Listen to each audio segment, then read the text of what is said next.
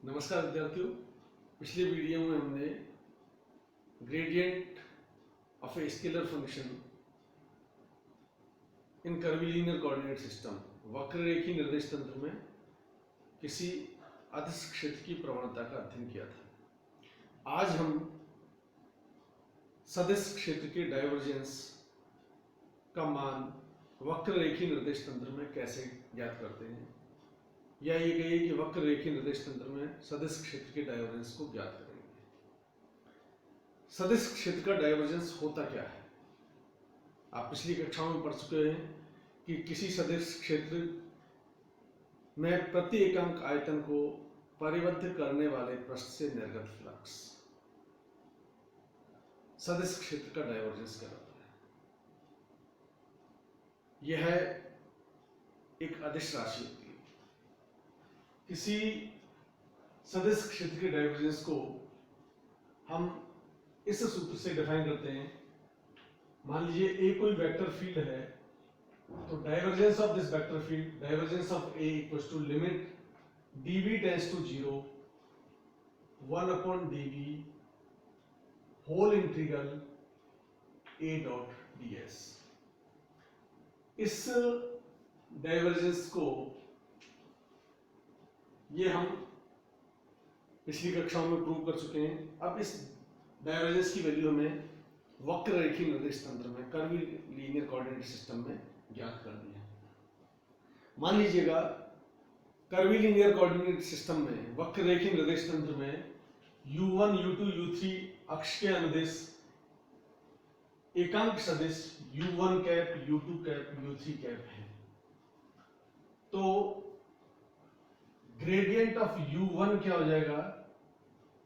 u1 cap upon h1 delta u1 upon delta u1 plus u2 cap upon h2 delta u1 upon delta u2 plus u3 cap upon h3 delta u1 cap upon delta u3।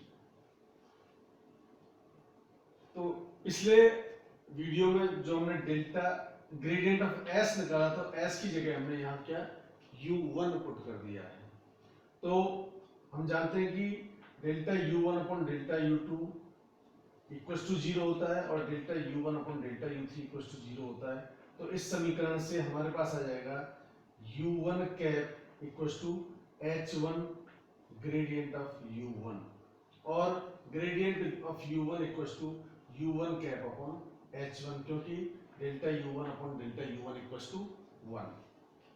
इसी तरह से हम ज्ञात कर सकते हैं u2 cap equals to h2 gradient of u2 and और gradient of u2 equals to u2 cap upon h2 तथा u3 cap equals to h3 gradient of u3, या इससे निकाल सकते हैं gradient of u3 equals to u3 cap upon h3। यानी इसमें एक बार आपने u1 रखा, दोबारा u2 रख दीजिएगा और u3 रख दीजिएगा, तो आपको इस तरह से u1 कैप u2 कैप और u3 कैप की वैल्यू प्राप्त हो जाएंगी। अब यूनिट वेक्टर से इकाई सदिश से हम जानते हैं कि u1 cap equals to u2 cross u3, u2 और u3 कैप की वैल्यू यहां से पुट कर दीजिएगा, तो ये वैल्यू आ जाएगी आपको h2 h3 gradient of u2 cross gradient of u3। इसी तरह से u2 कैप की वैल्यू निकाल लेंगे और u3 कैप की वैल्यू निकाल लेंगे। अब यदि वेक्टर फील्ड v है तो v इक्वल्स टू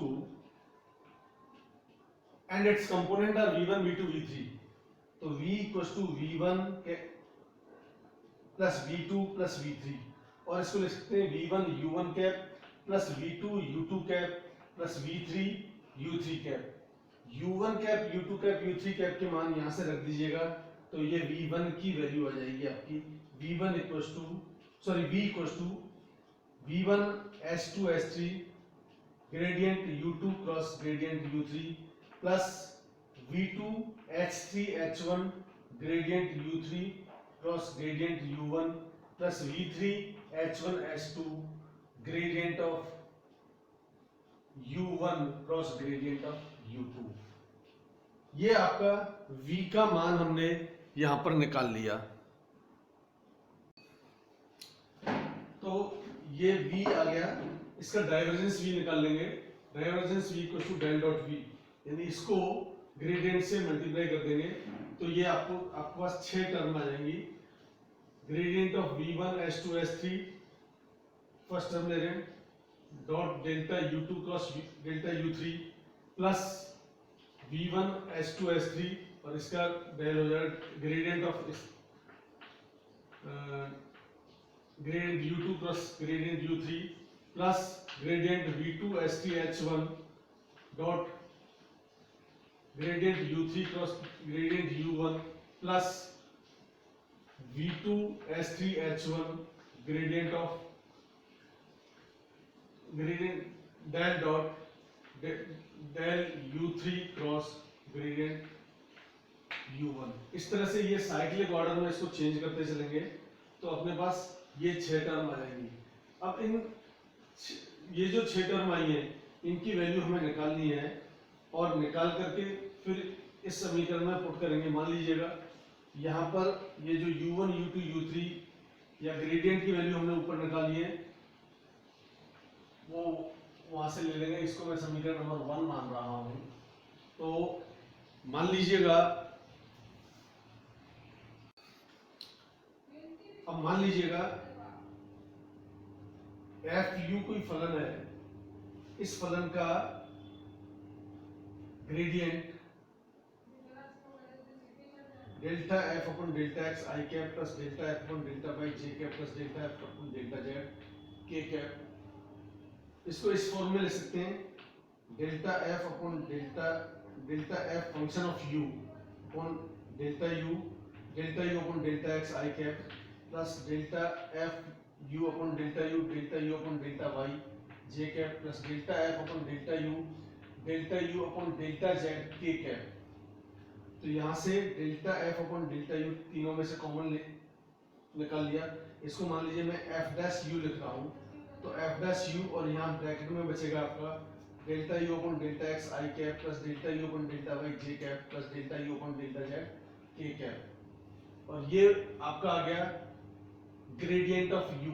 तो ये वैल्यू आपकी, इस ग्रेडियंट ऑफ एफ यू को आप लिख सकते हैं del f upon del u gradient you.